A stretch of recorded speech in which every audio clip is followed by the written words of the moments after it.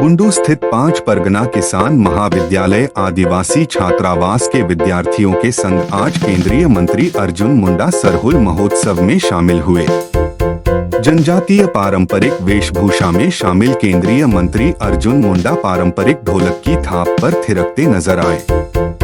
दक्षिणी छोटानागपुर के जनजातियों द्वारा मनाया जाने वाला प्रकृति का पर्व सरहुल सामुदायिक जीवन पद्धति का दर्शन है। केंद्रीय मंत्री अर्जुन मुंडा ने कहा कि प्रकृति के साथ आदिवासियों का अन्योन्याश्रय संबंध है। उन्होंने कहा कि प्राचीन काल में हमारे पढ़े लिखे नहीं थे, लेकिन उनके पास ज्ञान की कमी नहीं थी। प्रकृति को संरक्षित रखते हुए जीवन पद्धति को उसी रूप में ढाला जैसे पारिस्थितिक संतुलन बना रहे। प्रकृति का दोहन हमारे पूर्वज नहीं करते थे।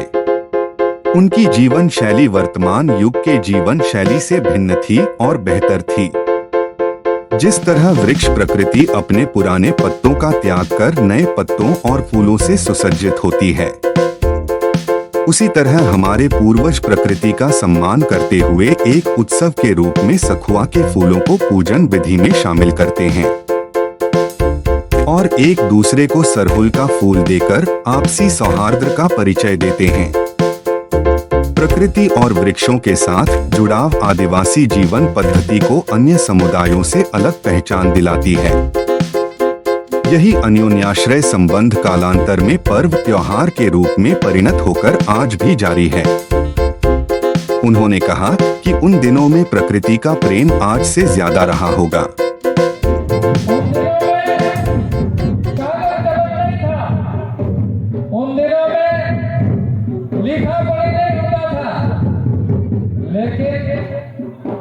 उन दिनों में ज्ञान की कमी नहीं थी।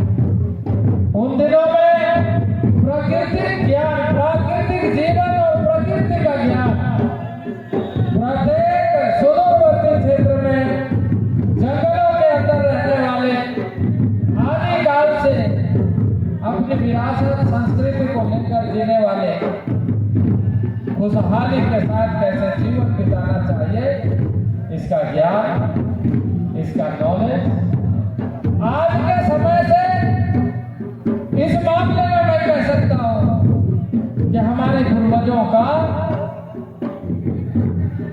बहुत अधिक ज्ञान जो आज हम संस्कार के रूप में मना रहे हैं।